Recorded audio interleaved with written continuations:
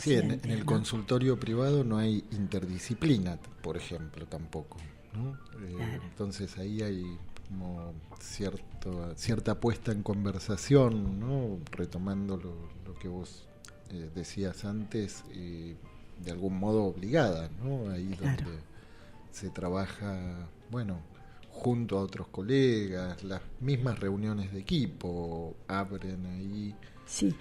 ¿no? Sin embargo, hay que decir que hay un punto en común, y es que yo siempre pensaba que lo más, aunque hacíamos ateneos, seminarios y todo lo demás, siempre yo comentaba con mis colegas y con mis compañeros de trabajo que lo más importante sucedía en los pasillos. Es decir, cuando uno tenía un problema con un paciente, lo comentaba en el pasillo con sus colegas o en la salita donde se tomaba el café, y allí es donde lo más interesante de una conversación clínica se podía producir. O sea que esto tiene su historia aún en un servicio público, ¿no? Bien, qué interesante. Si les parece bien, les voy a convidar con un tema musical, así, ¿te gusta la música, no? Me encanta. Bueno, vamos a escuchar entonces.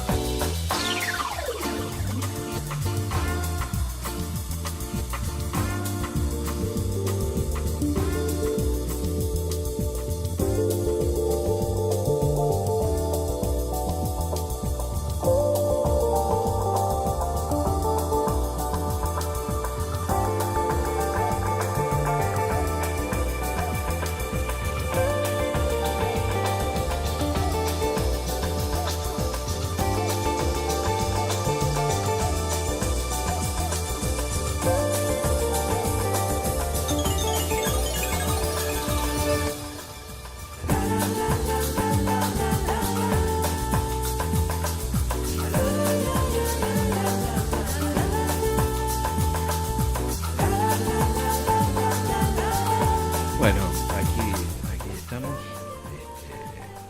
charlando con nuestra invitada, Alicia. Seguimos, hablando de este sesgo que de alguna manera planteó Gabriel, un sesgo que en general le interesa bastante, digamos, ¿no? La cuestión del psicoanálisis en Argentina y del desarrollo, y bueno, qué mejor que tener a alguien que participó de todo eso, ¿no?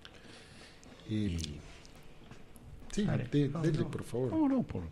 Sí, Alicia, que siempre tengo la idea, no sé qué opinión tenés, pero da la sensación de que experiencias como la de Lanús, no sé si son tan reconocidas en nuestro país como fuera de nuestro país, ¿no? Como hay una transmisión de esas experiencias.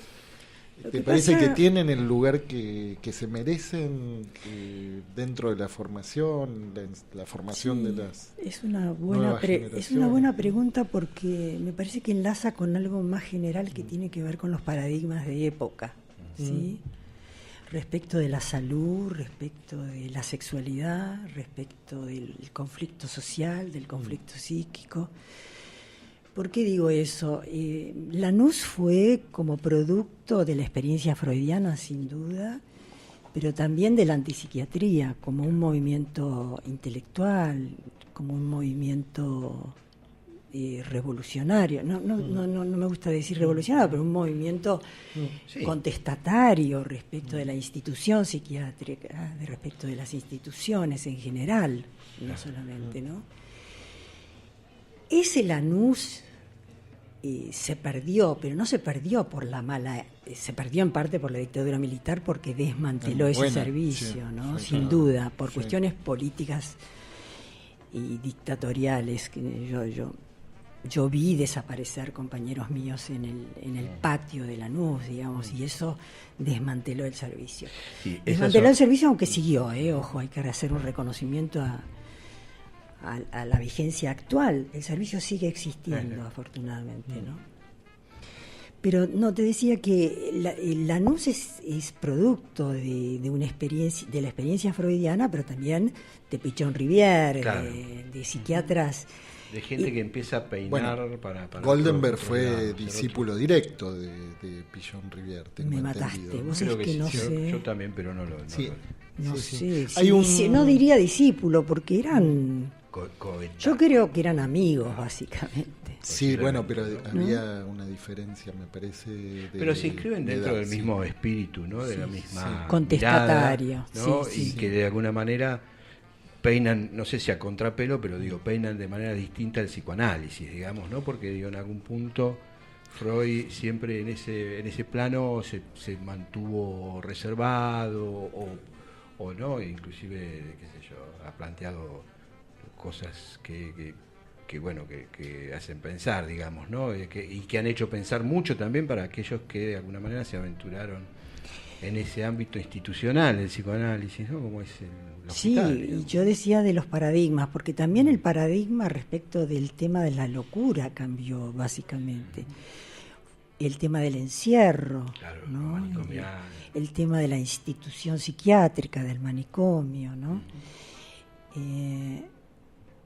La psiquiatría ya no es la que era entonces, ¿no? Es decir, que la experiencia de Lanús va de la mano de una cuestión de época, que es la experiencia freudiana y una crítica enorme, casi te diría internacional, respecto de la institución manicomial.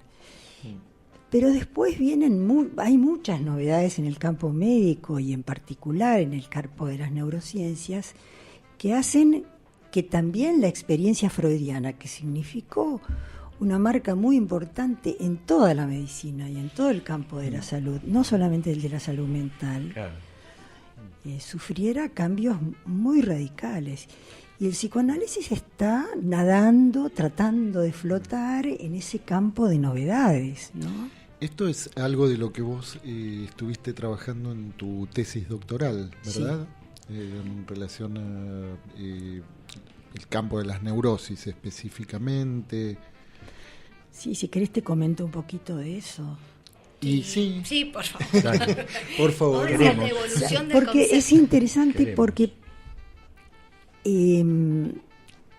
¿Qué cambió? ¿Qué marca imprime? Incluso para mí, mi hipótesis central de mi tesis de doctorado ya no sigue vigente. Eso es lo más doloroso para mi autoestima y para mi narcisismo, porque en ese momento yo me pongo a investigar la evolución del concepto de neurosis en el campo médico a raíz de que encuentro en un tratado de medicina interna lo que yo llamaba una perlita, que es la afirmación de los años 80 más o menos de que la neurosis ya no era una categoría válida para la medicina.